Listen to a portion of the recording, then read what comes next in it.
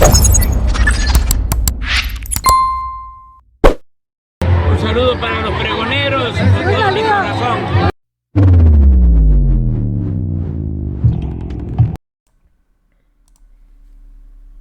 Pregoneros, bienvenidos a una nueva transmisión más. Es un placer estar nuevamente con ustedes, servidor Irvin Rodríguez, transmitiéndoles desde su canal.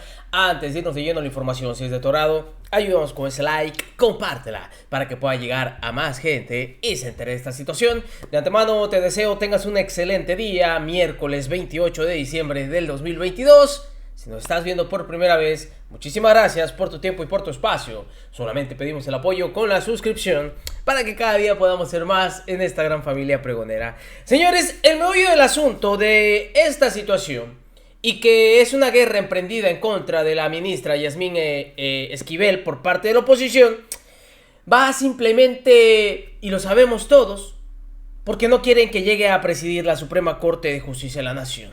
Ante todo ello, se me hace pertinente mostrarles quiénes son los posibles candidatos, y porque ellos así lo han estado tomando.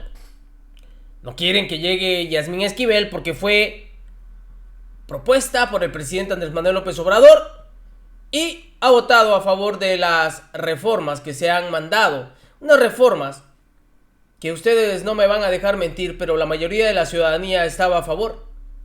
Y la ministra tiene toda la convicción de votar de acuerdo a sus principios y de acuerdo a sus lineamientos. Pero si nos vamos al campo que maneja la oposición, vean ustedes quiénes son los perfiles que quedan y háganme ustedes el favor. Dos que fueron propuestos por Felipe Calderón y dos que fueron propuestos por Enrique Peña Nieto. Fíjense ustedes nada más. Ministros propuestos en el sexenio de Felipe Calderón, Enrique Peña Nieto. Alberto Pérez Dayán, Norma Lucía Piña, Javier Lainez, Alfredo Gutiérrez Ortiz Mena. Y ahí las decisiones que han tomado. Digo, si nos metemos al campo que está jugando la oposición, y se supone que ellos dicen que cada poder es autónomo, pero se meten a este campo. Y simplemente la ministra Yasmín Esquivel es la que estaba sonando muy fuerte. Y ahora en este linchamiento, que ni siquiera se ha dado una resolución definitiva por parte de la UNAM, están simplemente presionando a todos con que si votan a favor de la ministra Yasmín Esquivel, estarían deshonrando a la Suprema Corte de Justicia de la Nación. Háganme ustedes el favor. Ante esta situación ya apareció en una entrevista la ministra y habló sobre esta situación de presidir la Suprema Corte de Justicia de la Nación, y se me hizo pertinente mostrárselos ahorita. Porque así habló en esta entrevista de lo que simplemente debe de ser tomado de acuerdo a su trayectoria, a su carrera, y no a este supuesto plagio que, lo vuelvo a reiterar, ni siquiera se sabe. Y ya qué casualidad que fue simplemente descubierto por Guillermo Sheridan y replicado por Loret de Mola. Y ahí les va ahí un videíto de este aviador de la UNAM. ¿A poco lo sabían o no? Se los voy a mostrar en otro video más, porque el que mostró este plagio simplemente es una tremenda fichita. Vean ustedes, porque así salió en entrevista la ministra Yasmín Esquivel, después de todo esto.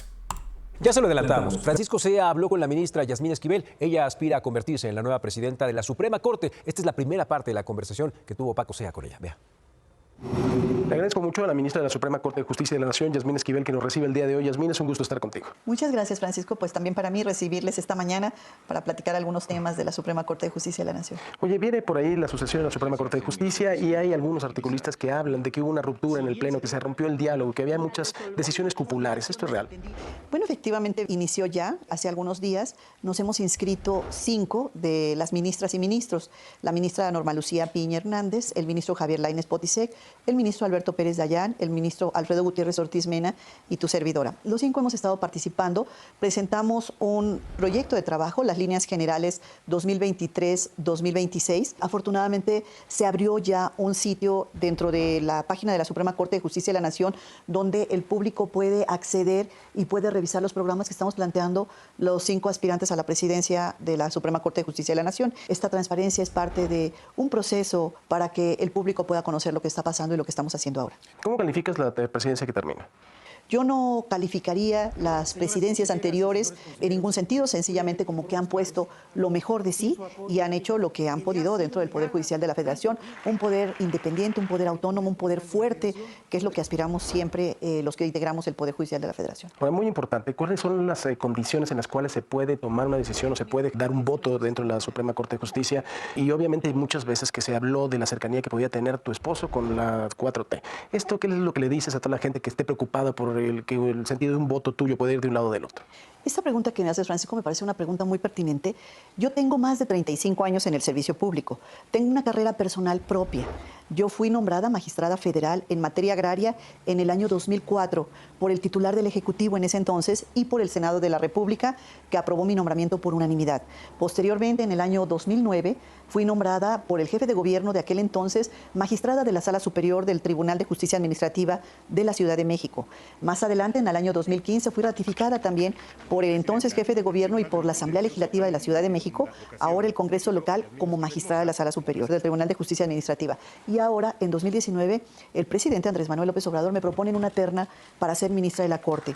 Estos antecedentes de más de 35 años en el servicio público y más de 22 años en las cuestiones jurisdiccionales, impartiendo justicia, son los que han considerado a la etapa que hoy estoy llegando dentro del Poder Judicial de la Federación. Yo no soy producto de una persona, sino de un esfuerzo de todos los días, de un esfuerzo personal, de un esfuerzo que como mujer me he abierto camino para poder llegar a la posición que hoy tenemos. Entonces, esto es lo que estoy poniendo a disposición de mis compañeras y compañeros, este tiempo que he estado en el servicio público y que ya es pues toda una vida. Desde que inicié mi vida profesional he estado sirviendo a mi país. ¿Qué significaría ser para ti la primera mujer presidenta de la Suprema Corte de Justicia? Evidentemente el mayor honor de mi vida, porque imagínense nada más, en 200 años de historia, la primera mujer ministra llega a la Corte 144 años después de creación de la Suprema Corte de Justicia de la Nación.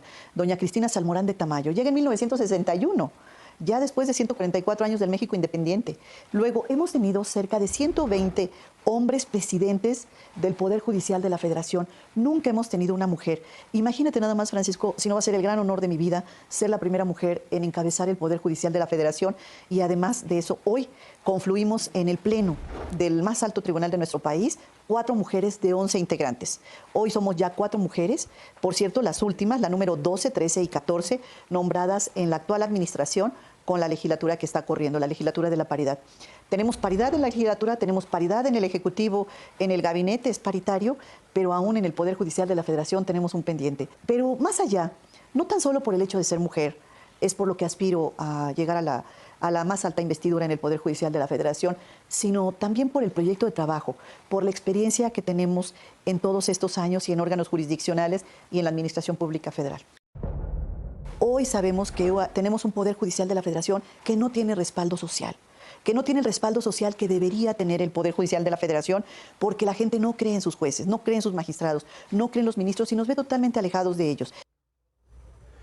Y precisamente la ministra Yasmín Esquivel Moza, quien fue acusada de plagiar su proyecto de tesis de licenciatura de la UNAM, dio a conocer un decálogo donde asegura que esto es totalmente falso. Detalló que su tesis, Inoperancia de los sindicatos en los trabajadores de confianza, el artículo 123, apartado A, es un proyecto original y auténtico que empezó a redactar y revisar desde 1985, un año antes de la tesis similar que habría elaborado el estudiante Edgar Ulises Báez Gutiérrez. Asimismo, anunció que ya levantó una denuncia ante la Fiscalía correspondiente por este supuesto plagio de un proyecto de tesis que forma parte, dijo, de una campaña perversa, la cual pretende incidir en la opinión pública e influir en el ánimo de quienes deben tomar las decisiones en esta elección. Pues sí, así la situación, señores. Qué bueno por parte de la ministra Yasmín Esquivel, que sale, habla sobre esto que yo creo que es simplemente el meollo del asunto. La presidencia de la Suprema Corte de Justicia de la Nación. Y ante una situación que no ha sido esclarecida, andan simplemente con el linchamiento mediático, en donde quieren simplemente desestabilizar y acabar con la carrera de Yasmín Esquivel. Nos vemos en una siguiente emisión. Que sigan pasando un agradable día. Servidor Irving Rodríguez, transmitiéndoles desde su canal. Recuerden, la información está ahí y depende de todos nosotros el pregonarla. Nos vemos en una siguiente emisión.